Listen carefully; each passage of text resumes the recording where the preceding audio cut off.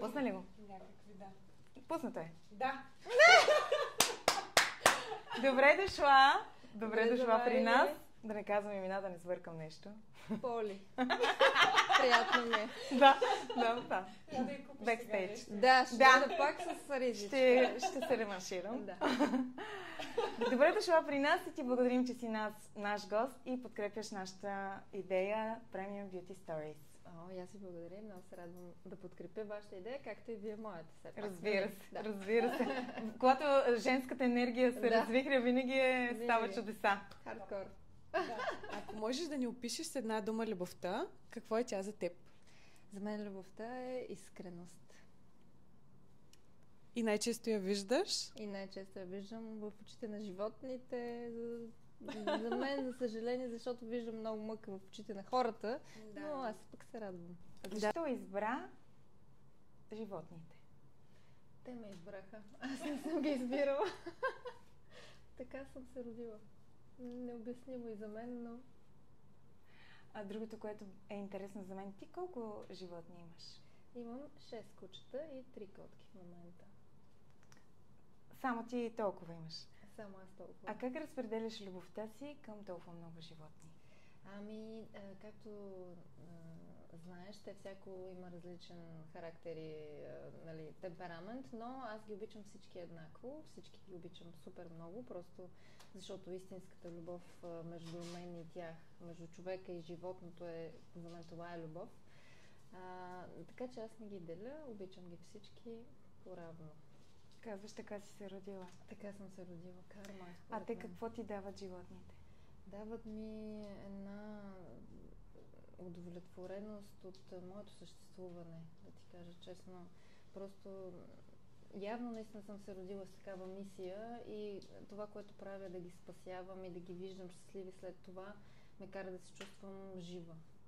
Да. Искаме да ни разкажеш откъде и как реши да създадеш Up Forever, с какво това приложение улеснява много осиновяването и малко повече за Animal Welfare, твоята мисия. Значи Up Forever се зароди в процеса ми на работа с Animal Welfare, която е от много години вече. Спасяваме бездомни животни, прибираме ги в приютите на фондацията, минават през нас временно и съответно намират постоянен дом. Обаче този проблем не спира и постоянно има кучета на улицата и това, което ние правим е един абсолютен кръговрат без край.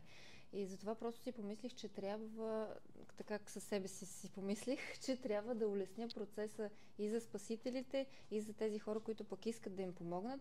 И съответно Up Forever е един дигитален приют, в който са събрани всички спасители, всички, които искат да осиновят. И вече в този дигитален свят, в който живеем, смятам, че е много лесно, много достъпно, много бързо се случват нещата. Ти приемаш това за твоя мисия ли? Защото аз в случая се запознавам с твоята прекрасна мисия и я прегръщам с двете си ръце. Да ни разкажеш за първата част. Вие знаете повече имената, но аз не съм чак толкова подготвена, за съжаление. Разкажи ни какво е приложението. Лесно ли е за хората? Как могат да влезнат? Да. Как могат да помогнат на дадена душичка? Да, приложението е много лесно. Влизаш, регистрираш се, сваляш си го от Apple Store или Google Play, можеш директно с твоите профили там в телефона, които са ти да влезнеш и е направено по модел на Instagram фид, Много удобно. който да си преглеждаш. Има филтри, с които пък можеш още повече да улесниш търсенето си. Търся малко куче, средно, голямо, тежко, с дълъг косъм, къс косъм, абсолютно всичко е в приложението. И така, и там ти излиза, селектира ти всичко, което ти си написал и ти показва. А искаш ли да ни кажеш, че има и животни, които някой изоставя? Да. И то породисти. Да. Пълно е с породисти животни по приютите, изоставят ги, защото може би хората не са достатъчно отговорни, не приемат. Добре, нека да не ги атакуваме. Примерно да кажем сега за нашите зрители, че примерно аз решавам, не мога да се грижа за моето животно, трябва да пътувам в чужбина или нещо ми се налага. Мога ли да се обърна към вас и да ви помоля да ми намерите къде да го приютя на някакво хубаво място. Мога ли да направя това? По принцип можеш, но за съжаление в България съотношението търсене и предлагане е много различно и би било трудно. Няма така организация или няма такова организация, която веднага да ти каже да, взимаме твоето куче или коте. Да го сложа във вашето Можеш да го качиш в приложението, но до това изисква време. Иска време, за да го открие точния човек. Абсолютно, да. Не може да стане веднага от днеска за утре. Да, въпреки всичко, това пак улеснява някой в такава ситуация, като тази. Да, всичко се случва, хората изобщо не ги виня. Всичко се случва, просто трябва да приемат, че обема на бездомни кучета в България е много голям, както и на домашни дори, които си търсят други домове и не са окей. Така че трябва да изисква време целият процес. Това първото, което споменахте, е някаква асоциация? Да, фундация. Фундация. Може да ни разкажеш само за фундацията сега? Да, фундацията я основах още като бях доста по-малка, защото, както казахме, това е мисия, която явно така съм се родила и започнах да набирам много кучета по улиците и просто няма как аз като един човек да се справя с цялото това нещо. Трябваше да прерасне в нещо по-голямо. Затова създадах фундацията, намерих си съмишленици и сега заедно ние правим целият процес по-професионално. Изобщо да. Ако някой сега ни гледа и иска да се присъедини към вас, може ли да го приемете? Може, да. Доброволци приемаме абсолютно. Доброволци. По всяко време. Да. Много приятна мисия. Ще го предадем нататък. Да, благодаря ви. Мисля, че е важно да напомним на хората, че когато им искат много да гледат животно, най-хубавото нещо е първо да разгледат какво има в приютите, какво има в приложенията и след това да се обръщат към легални развъдници, така да кажа, защото не всички са окей. И лично аз, като човек с 2 осиновени животни, също искам да ви призова да кастрирате своите животни, тъй като в България има страшно много животни, които имат нужда от дом и грижа и за да не се увеличава тази популация до безкрай, е хубаво да сме отговорни към тях и наистина да им помагаме от сърце. Абсолютно си права. Какво би казала и какво би посъветвала някой, който сега си търси куче? Или както в случая и при мен се случи, децата ми са вече голями и искат да имат и куче направо. И какво би съветвала един такъв? Сигурна съм, че много майки гледат сега. И какво би ги съветвала да направят първо? Първо, много е важно да преценят каква възможност имат.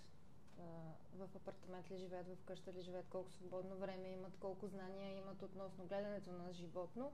И тогава вече, когато са убедени от всякъде, че те могат да си позволят да отделят време, защото то е, меко казано, като дете да гледаш. И е по-голяма грижата на родителите. Абсолютно. Отнема време, отнема средства и родителите винаги си го убират те.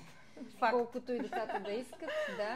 Така че след като вече са сигурни, просто да прегледат Up Forever, след това, ако искат да посетят някой период физически, да видят с очите си какви са кученцата вътре. В приложението може да се видят различните приюти, откъде са кучетата, които ще видят там.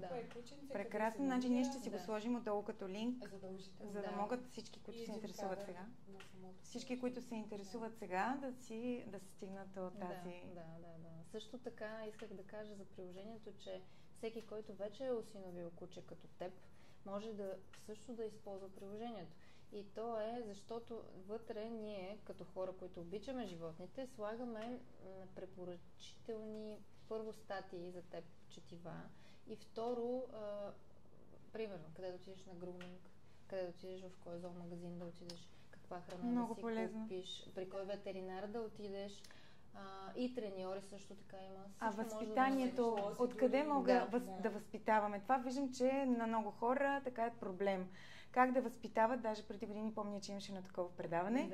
И мисля си, че това би било много полезно. Даже мога да помоля нашите зрители да пишат отдолу дали би било полезно да си направим една рубрика, в която да разкажеш за нашите зрители как е по-лесно да възпитаваме животинките, защото колкото и да възпитаваме децата си, може би си има правила и в животинките. Има си, да, абсолютно. Същото е като при децата, даже аз нямам деца, но така го оприличавам, защото Всяко Не. си има различен характер. Така е, но примерно, както аз се сблъсках с такъв проблем, Да. ти ми каза, това е нормално, но аз не знаех, че Да, това е нормално. да. И нали, борейки се Да. с характера на животинката, ти както ми го казваш сега, вече съм спокойна, Ти си че това ще спокойна. го преодолее. Абсолютно. Може би много хора биха искали точно това да Абсолютно. чуят. Да. Че всичко се преодолява, Да. има си похвати. Да, трябва търпение, трябва начин, да. Търпение, да, той и за децата е търпение. Втора част. Така че много хубаво. Да. Финално можеш да пожелаеш нещо на хората. Ами, пожелавам на хората да са добри и всичко, което правят, да го правят с сърцето си. С сърце и с любов. Да, и с любов към животните. Най-вече. Точно така. Така да завършим. Супер. Завършваме с пожелание към вас да имате и да показвате и да изкарвате любовта от сърцата си, да я показвате на животните, не само на хората до вас и да помагате, ако можете. А пък моя апел е да подкрепите тази мисия на тази прекрасна дама и да вървим напред в успехите и в грижата с тези душички. Благодаря ви много и на двете. Благодарим. Благодарим. Супер си.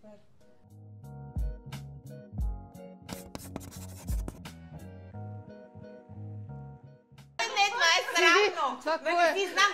Аз въпросите не си знаех от вчера. Защото вчера пишеше едно момиче, Поли пишеше. Не, Поли я поканихме за... Тя ще говори Поли за друго. Да, извинявайте. Тогава искам да ми кажеш как се казва тази содоранка. Приятелите, Ага. съответно лелите, но аз Лелите не ми ги помня познава, лелите. Лели. А тя не помни моите. Да, извинявай, как се казва момиченцата? Елеонора. Елеонора. А как да ти кажем? Викат ми Нора. Знаеш ли в нашия... Да, точно Норче казват в нашия... Норче, да. Норче. Викат Норче! Норче, да, те така ме викат. Нали? Я да седна ли? Порядко е. Да, то защото е много голямо името. Ели. Не. Тук не ти ли казват Ели? Викат ми Елия, но повече приятели Нора.